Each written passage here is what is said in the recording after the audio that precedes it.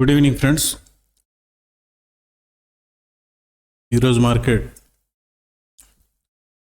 Fall అయింది. దీంట్లో మనం చూడాల్సింది ఏంటంటే ఫస్ట్ అసలు నిఫ్టీ, బ్యాంక్ నిఫ్టీ ఎక్కడ సపోర్ట్ తీసుకుంటున్నాయి ఒకసారి చెక్ చేసుకుందాం. తర్వాత చివరిలో మనకి ట్రేడ్స్ ఏమొచ్చినాయి అనేది చూసుకుందాం. స్వాపింగ్ మెథడ్లో ట్రేడ్స్ వచ్చినాయి, రెండు కూడా మంచి ట్రేడ్స్ వచ్చినాయి. నిఫ్టీలో ఒక ట్రేడు, బ్యాంక్ నిఫ్టీలో ఒక ట్రేడు, కాకపోతే ఎక్సలెంట్ ట్రేడ్స్ అన్నమాట. సరే, ముందు నిఫ్టీ చూద్దాం.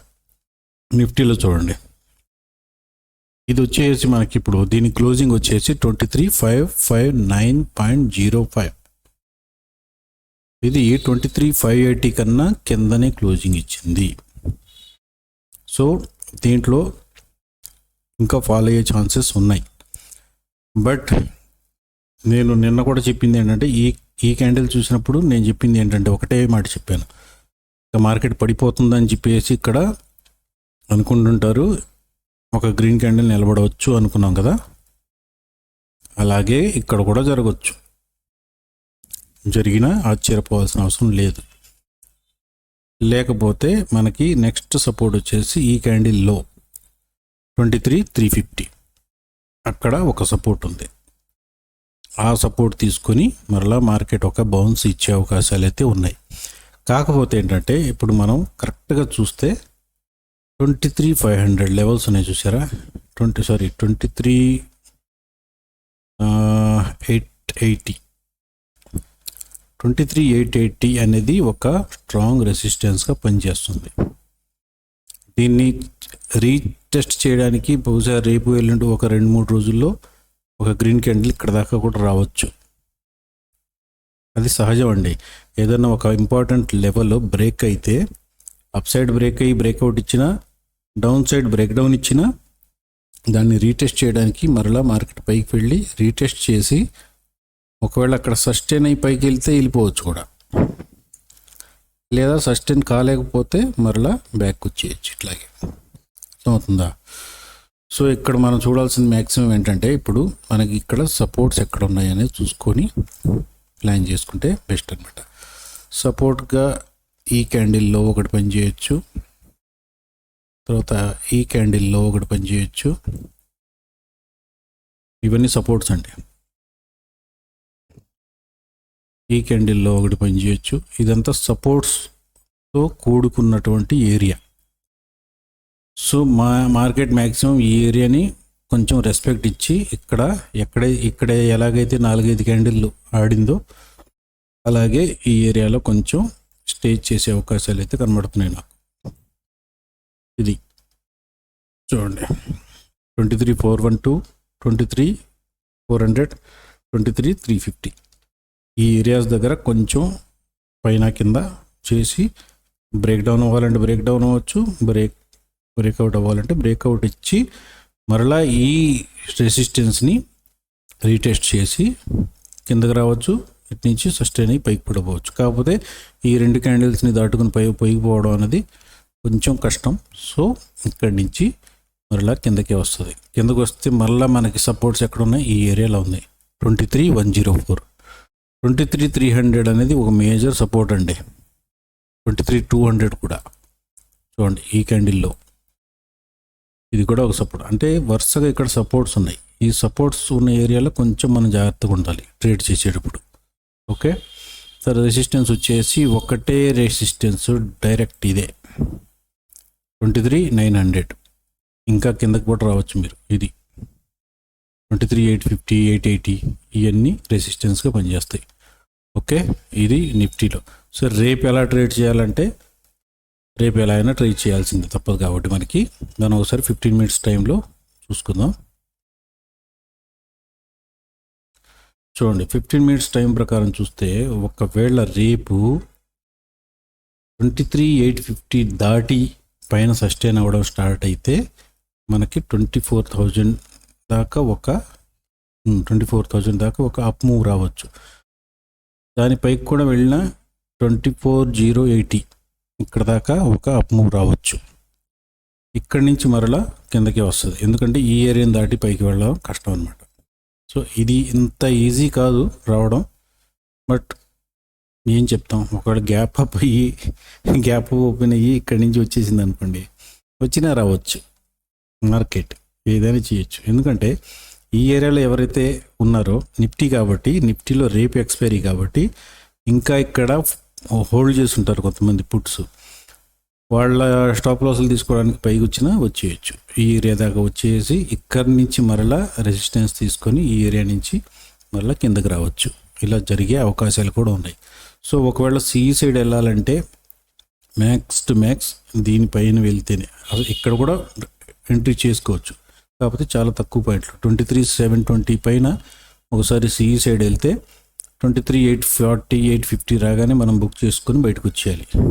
ఓకే, బుక్ చేసి వచ్చేస్తే ఇంకా ఫర్దర్గా పైకి వెళ్ళినా కానీ ఈ ఏరియా నుంచి ఇది రిటర్న్ అయ్యే ఛాన్సెస్ అయితే ఉన్నాయి, 24,000 మ్యాక్సిమం.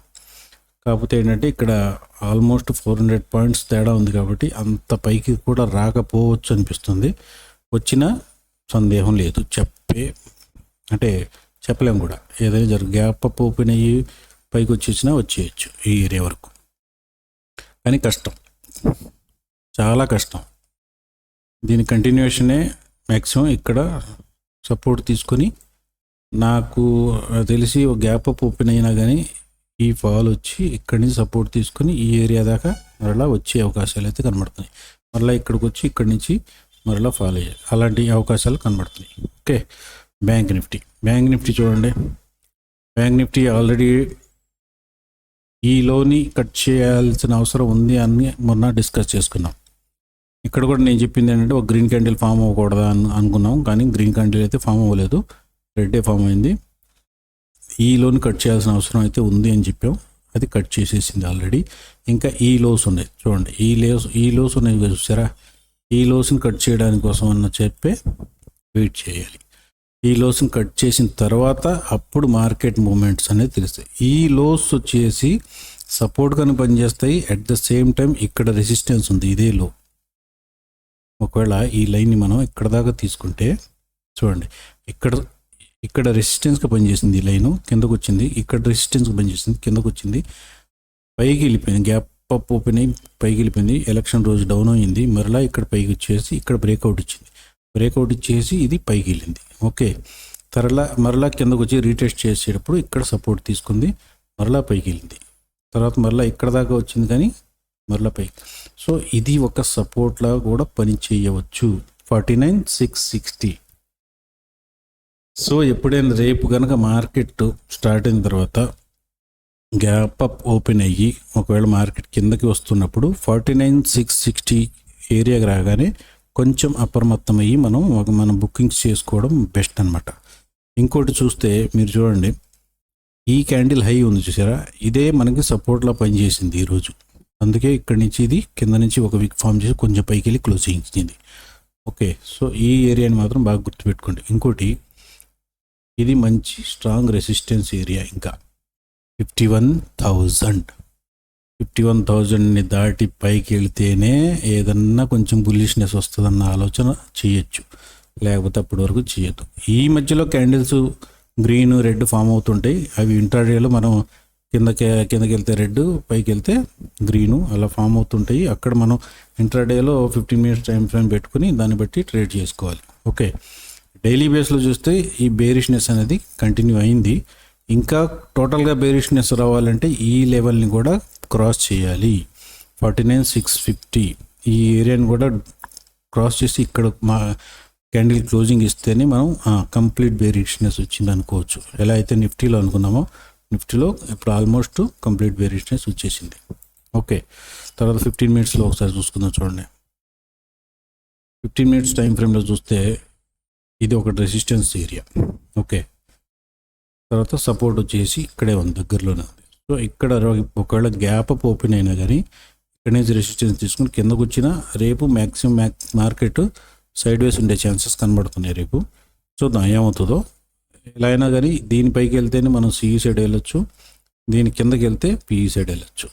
అది ఓకే, లెవెల్స్ జాగ్రత్తగా గుర్తుపెట్టుకోండి. ఇక ట్రేడ్స్ మనకేం దొరికినాయి అనేది చూస్తే, నిఫ్టీలో first 2 candles special candles form అయినాయి, లెవెల్స్ డ్రా చేసుకుని బ్రేక్ డౌన్ అయింది. ఇక్కడ బ్రేక్ డౌన్ని బట్టి మనం సిఈపి చార్ట్స్ని వేసుకున్నాం. 23,750 సిఈ, 23,750 పిఈ. దీంట్లో స్పెషల్ క్యాండిల్ వచ్చేసి 945 ఫామ్ అయింది.